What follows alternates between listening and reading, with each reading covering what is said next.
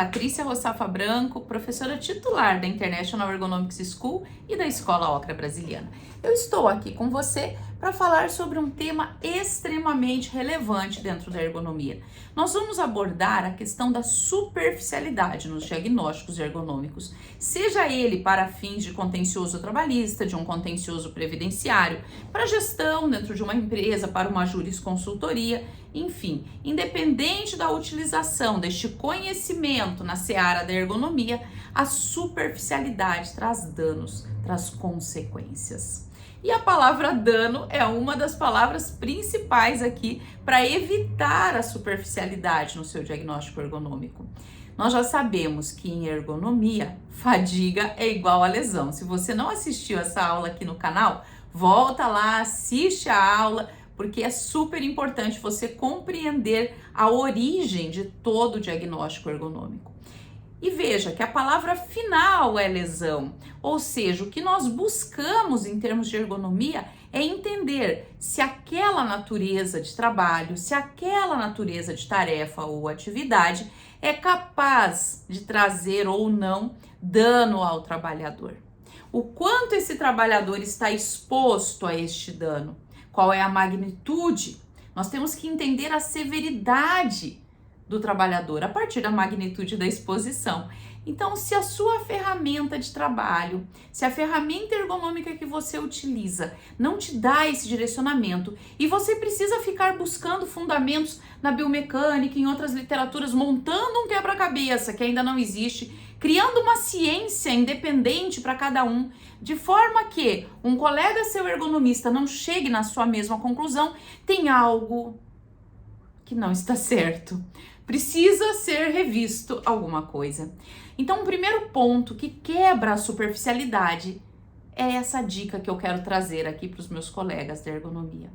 Todos nós precisamos ser capazes de chegar no mesmo diagnóstico quando nós observamos um posto de trabalho.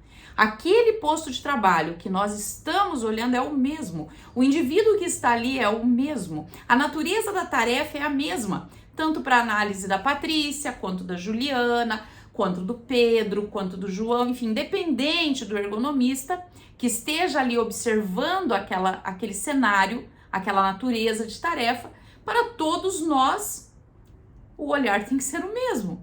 O trabalhador faz a mesma coisa, ele está no mesmo ambiente, exposto aos mesmos fatores, aos mesmos alcances, aos mesmos movimentos, cargas, posturas, frequências, ritmos, fatores complementares. Então, como é que cada um chega em uma conclusão distinta?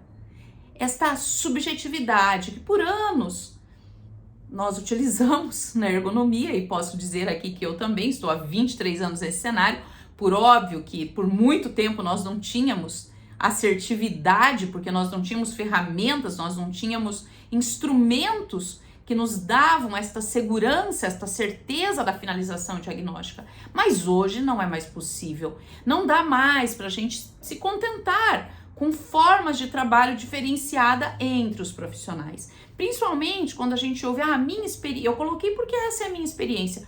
Se essa tua experiência ela coincide com o meu conhecimento, ótimo. Então isso é conhecimento somado à experiência. Por óbvio que a experiência traz uma contribuição imensa.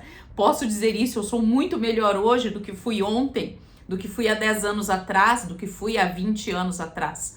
E hoje não estou tão bem quanto serei daqui 5 anos, ou amanhã, ou no próximo ano. Claro que a experiência agrega muito valor ao nosso trabalho. Mas quando nós falamos de um cenário onde eu preciso ter um diagnóstico fiel, porque tem a vida de uma ou de mais pessoas envolvidas, eu preciso deixar esta subjetividade de lado, eu preciso trazer a contribuição da minha experiência, até para que seja assertiva a escolha da metodologia que eu vou utilizar para o meu diagnóstico, mas eu preciso chegar em um diagnóstico passível de ser reproduzido. Isso diminui a superficialidade dos diagnósticos.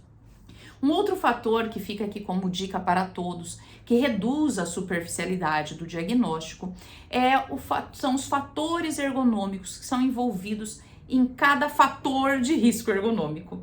Então, os fatores de risco ergonômicos, movimentação manual de cargas, por exemplo, repetitividade, postura estática, citando alguns, Dentro deles, nós temos fatores ergonômicos que eu vou citar aqui de uma forma didática, né, pedagógica apenas, mas não é chamado assim, seriam fatores ergonômicos menores, né? Então, por exemplo, dentro da repetitividade, eu tenho que estudar o fator ergonômico frequência, eu tenho que estudar o fator ergonômico força intrínseca, eu tenho que estudar o fator ergonômico postura do membro superior, eu tenho que estudar o fator ergonômico fatores complementares, como vibração, uso de luvas, presença de superfícies cortantes, golpes, contragolpes, ritmo de trabalho. E vou ter que contemplar tudo isso dentro de um ciclo, então tem um conceito de ciclo, e ainda vou contemplar tudo isso dentro de uma jornada de trabalho que possui uma exposição que muda conforme o número de horas que o trabalhador está ali executando a tarefa, e ainda tenho que considerar como fator de agravo a carência de horas recuperadas, a carência de tempo para reduzir a fadiga do trabalhador. Vamos lembrar de novo que fadiga é igual a lesão.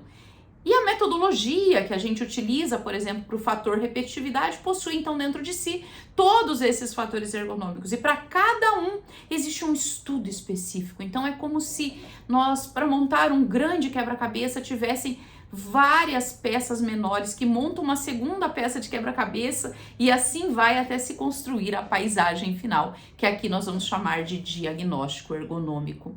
Quando nós falamos do fator movimentação manual de cargas, aí nós já temos um outro cenário, onde as alturas são importantes, a carga, né, movimentada por esse trabalhador a partir de 3 quilos é importante, onde a distância é um fator de alta relevância, tão relevante que está na NR17, né? A forma como eu faço a coleta também é importante, tem que ser padronizado, reproduzível.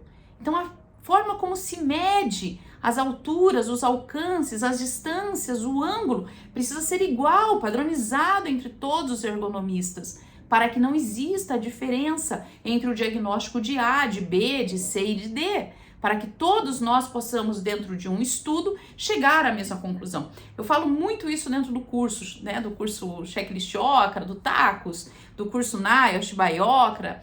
Por quê? Por que é importante todos os alunos chegarem no mesmo diagnóstico? Porque nós temos certeza que o conceito está igual para todos. Então chega, né, de marcar X, porque nós vimos a fotografia de um momento, porque nós vimos uma postura do trabalhador, porque eu confundo postura com movimento, ou confundo movimento com ação técnica.